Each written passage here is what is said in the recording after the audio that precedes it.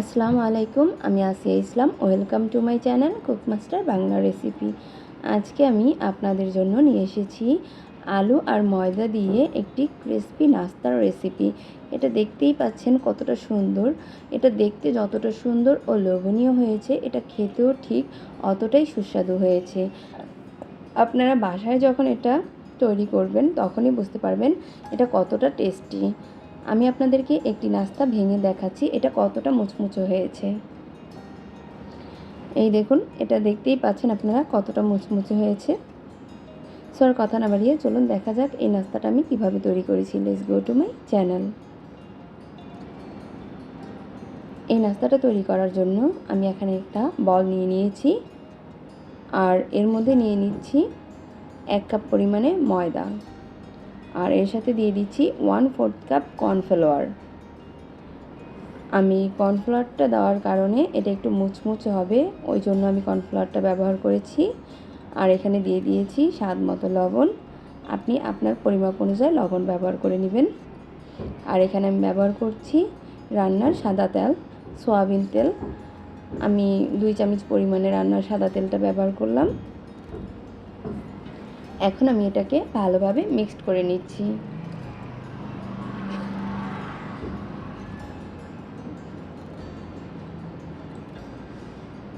দেখুন, আমি এটা মুঠ করলে একদম দলা পেকে যাচ্ছে, এটা এরকম হবে তেলটা দেওয়ার পরে।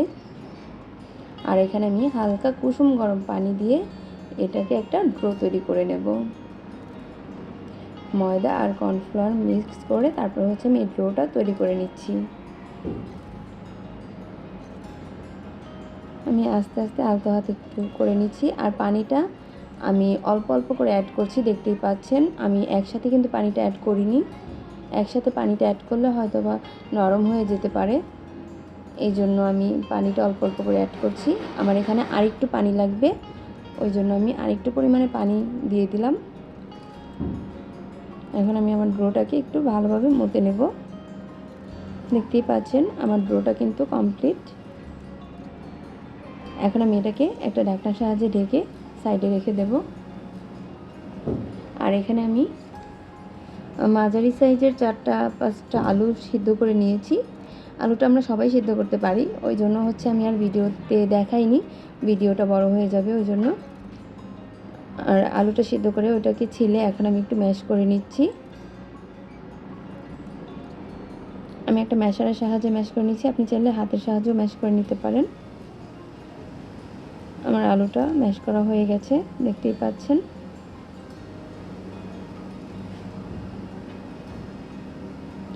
এখন আমি এর মধ্যে অ্যাড করব পেঁয়াজ কুচি।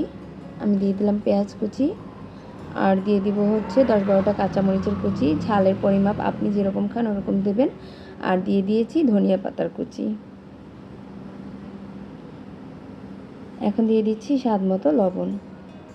আর এখন দিয়ে দেব 2 চামচ পরিমাণ কর্নফ্লাওয়ার, তাহলে ভিতর থেকে একটু ক্রিস্পি ভাব হবে, ওই জন্য আমি কর্নফ্লাওয়ারটা অ্যাড করছি।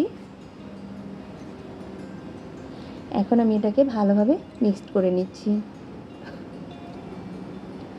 আলু আমরা ভর্তা করি যেভাবে, ওই রকমভাবেই আমি করে নিচ্ছি, দেখতেই পাচ্ছেন। কিন্তু আমি এখানে কিন্তু কোনো তেল ব্যবহার করিনি। আমরা কিন্তু আলু ভর্তায় তেল ব্যবহার করি, এখানে কিন্তু কোনো তেল ব্যবহার করব না। জাস্ট পেঁয়াজ, কাঁচামরিচ আর ধনিয়া পাতা দিয়ে আমি এটাকে ভালোভাবে মিক্সড করে নেব। আমার এটা মিক্সড করা হয়ে গেছে, দেখতেই পাচ্ছেন। আমি এটা খুব সুন্দর করে মিক্সড করে নিলাম। এখন আমি এটাকে সাইডে রেখে তারপর হচ্ছে একটা বাটির মধ্যে 2 চামচ পরিমাণ পানি নিয়ে নিয়েছি, আর এর মধ্যে 1 চামচ পরিমাণ কর্নফ্লাওয়ার দিয়ে একটা মিশ্রণ তৈরি করে নিচ্ছি। আমার মিশ্রণটা তৈরি করা হয়ে গেছে। এখন আমি একটা চপিং বোর্ড নিয়ে নিলাম, আর যেই আলুর ভর্তাটা করেছিলাম ওইখান থেকে কিছুটা নিয়ে তারপর হচ্ছে আমি একটা রোলের মতো লম্বা শেপ করে দিচ্ছি।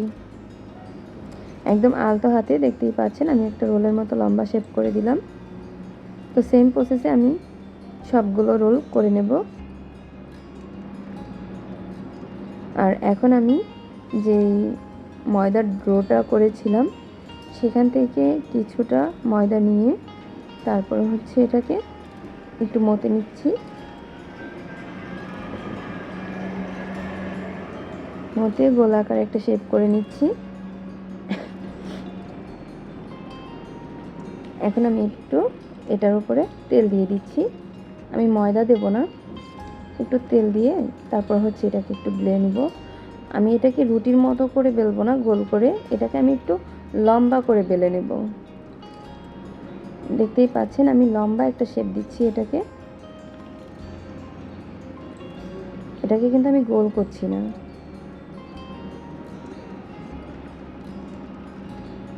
একটু লম্বা শেপ করে বেলে নিয়েছি। আর এটা কিন্তু একটু পাতলা হবে। এই যে দেখুন পাতলা করে আমি বেলে নিয়েছি। এখন যে আলুর রোল করেছিলাম সেটা এইটার উপরে দিয়ে তারপর হচ্ছে আমি একটা রোল বানাবো ওই জন্য। আর যে মিশ্রণটা করেছিলাম ওইটা একটু হালকা করে দিয়ে নিচ্ছি, তাহলে এটা সুন্দর একটা শেপ আসবে, ভিতরে ক্রিস্পি ক্রিস্পি একটা ভাব আসবে। আমি রোলটা দিয়ে তারপর হচ্ছে এটাকে আস্তে আস্তে করে ঘুরিয়ে ঘুরিয়ে একটা রোলের শেপ করে নিচ্ছি। দেখতেই পাচ্ছেন খুব সুন্দর একটা রোলের মতো হয়ে গেছে। এখন আমি এটাকে একটা চাকুর সাহায্যে এরকম বাঁকা বাঁকা শেপ করে কেটে নিচ্ছি। আপনারা চাইলে আপনাদের পছন্দ অনুযায়ী শেপ করে কেটে নিতে পারেন। আমার কাছে এই শেপটা ভালো লাগে ওই জন্য আমি এইভাবে শেপ করে কেটে নিচ্ছি। আমি একটু হালকা রাউন্ড করে দিচ্ছি।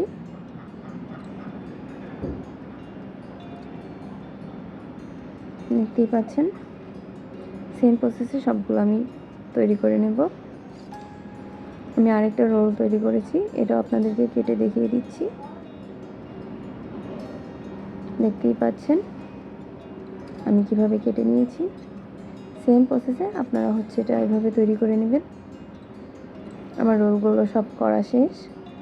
এখন আমি চুলায় একটা প্যান বসিয়ে দেব, তার মধ্যে পর্যাপ্ত পরিমাণ তেল দিয়ে দিচ্ছি। আমি এটাকে ডুবো তেলে ভাজবো এই জন্য একটু বেশি করে তেল দিয়ে নিচ্ছি।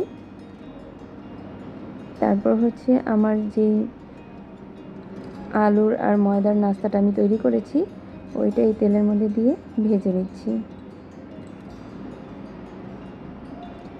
তেলটা কিন্তু গরম হওয়ার পরেই দিবেন, নয়তো কিন্তু মুচমুচে হবে না, এটার ভিতরে তেলটা বেশি দিয়ে আর ভালো লাগবে না। তেলটা ভালোভাবে গরম করে দিলে এটার ভিতরে মুচমুচে ও ক্রিস্পি একটা ভাব আসবে।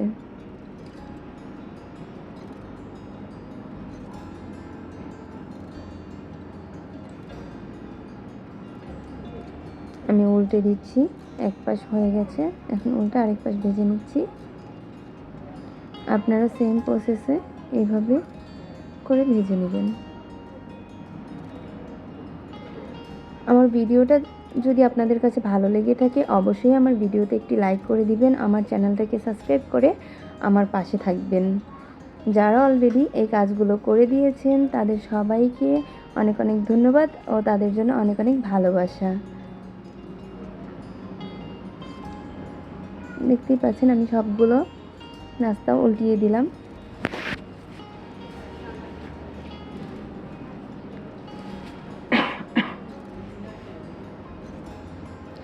আমার একটু ঠান্ডা লেগেছে, আমি অসুস্থ, ওই জন্য আমার ভয়েসটা ওরকম ক্লিয়ার না হতে পারে, আপনারা কিছু মনে করবেন না প্লিজ। আমি চেষ্টা করছি আপনাদেরকে বুঝিয়ে বলার জন্য। আর আমার বাসাটা যেহেতু রাস্তার পাশে অনেক গাড়ির শব্দ হয়, আপনারা একটু ক্ষমা সুলভ দৃষ্টিতে দেখবেন। দেখতেই পাচ্ছেন কতটা সুন্দরভাবে আমি এগুলো ভেজে নিয়েছি, একটু হালকা বাদামি কালার হয়েছে।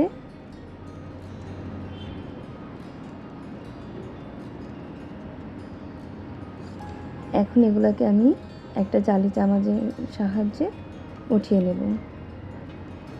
আপনারা চাইলে আরও ভেজে নিতে পারেন, আমি এতটুকু কালার রাখবো এই জন্য আমি এখন এটাকে তুলে নিচ্ছি তেলটা ঝরিয়ে।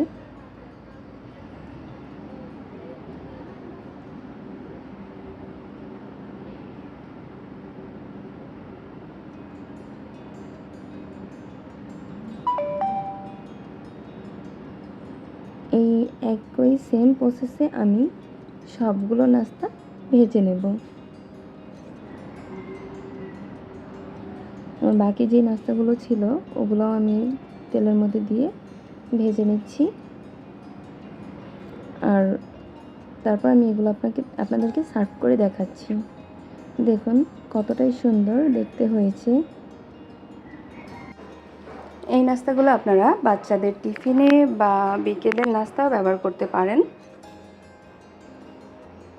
এরকম ক্রিস্পি ও সুস্বাদু নাস্তার রেসিপি যদি আরও পেতে চান আমার চ্যানেলটাতে অবশ্যই ফলো রাখবেন। সবাই ভালো থাকবেন, আমার জন্য দোয়া করবেন। আল্লাহ হাফেজ, বাই বাই বন্ধুরা।